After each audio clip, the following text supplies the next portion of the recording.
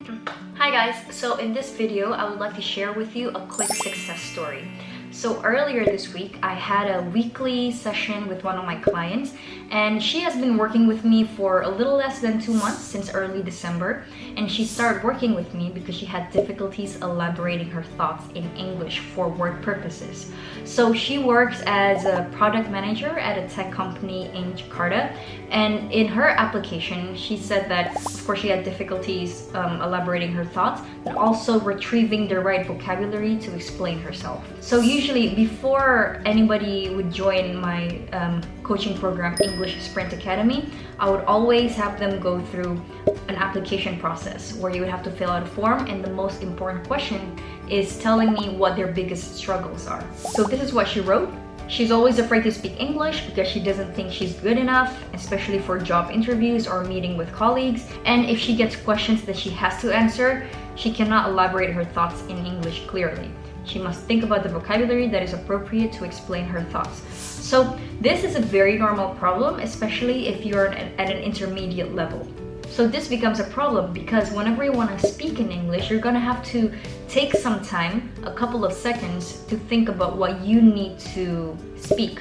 So even though in general this isn't really the worst strategy, if you keep on having to take time to think about what you want to say before every sentence, your speech would become disconnected and slow. And also during the interview process, when I asked her to try to speak in English with me, I could see that the words that she used was very simple, that it did not really do her role justice. Meaning that, so even though she works as a product manager, which is actually quite, like a respectable role that includes a lot of complex tasks, she explained it in a way that made the role seem unimportant. So this is why we started working together, because she needs to be able to speak English professionally to be taken seriously at work. So if you are a professional who urgently need to use English for work purposes and you can't seem to improve no matter what kind of exercises you do, and you need my help for it, make sure to check the link in the description box and in the comment down below if you want to work together with me in my English Sprint Academy premium coaching program. You can also look to this website if you want to learn more about the program, and once you apply and you are eligible, my team will contact you to have a personal interview with me, and then hopefully I will be seeing you in the program. Back to the video. So in our enrollment interview, I asked her, what does a product manager do? And she answered in a way that was quite chaotic. So her answers were all over the place, and even though I understood what she was talking about, it could definitely do a little bit more work. Her, let's say, speech pattern, the way she explained it, her clarity, and all of that.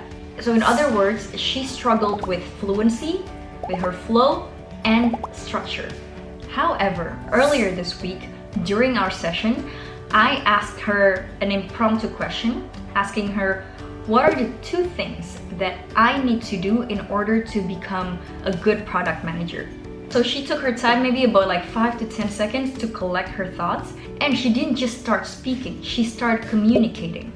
This time her answer was a lot more structured, a lot more clear, and she required less time thinking before every sentence. My feedback to her was that her structure was very clear, her content was really good. So she started with an introduction of what she's going to talk about, and then she followed it with 2 points of the 2 things that would make a good manager, and she would elaborate each of the points with explanation and examples.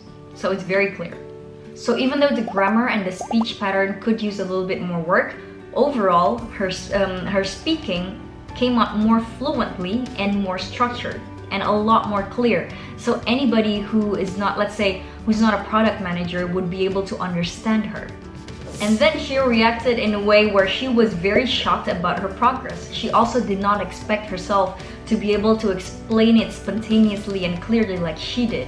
I almost shocked see by my progress, because the first meeting with you and you asked me to explain product manager is a little bit chaos, and I do words and put at them not a structure. But I think this one is I make a lot progress that I can combine the words and do one story.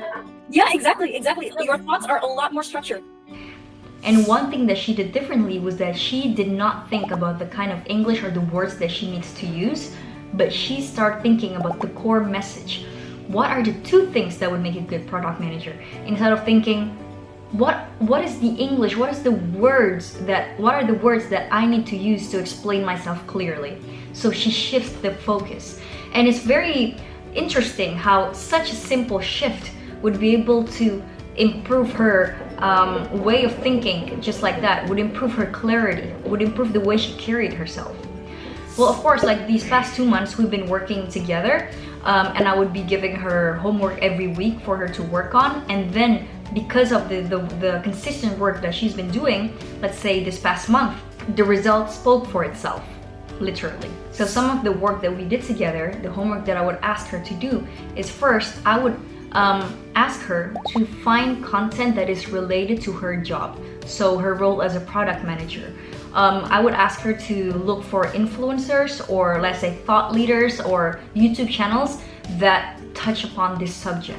So I asked her to look for these content because it's very important before you start to consume English content to know exactly what you need. You need the right input, and the right input follows the acronym of CAR. It's challenging, it's authentic, and it's relevant. So challenging means that if you were to find a piece of content, with be it video or an article or a podcast, you're able to understand the main message of the video, but you cannot fully understand all of the words or the grammar points that is being used in that video. Authentic means that it's content that is created by a native speaker for an English-speaking audience. Not necessarily a native speaker, but maybe it's basically content that is not made to learn English. So it's authentically English. And R is relevant, which is content that has to be relevant to what you need and to what your goal, to your end goal. So for her, it's completely relevant because she wanted to learn English to become a more effective product manager, and she finds content that supports that goal, which is content about surrounding the role of becoming a product manager or being a product manager. And after she finds a series of content that is relevant to her, then she starts consuming it intentionally. So let's say from this series of videos that I would ask her to watch, I would ask her to collect the relevant phrases or chunks of words that she can imagine using it herself in her daily life.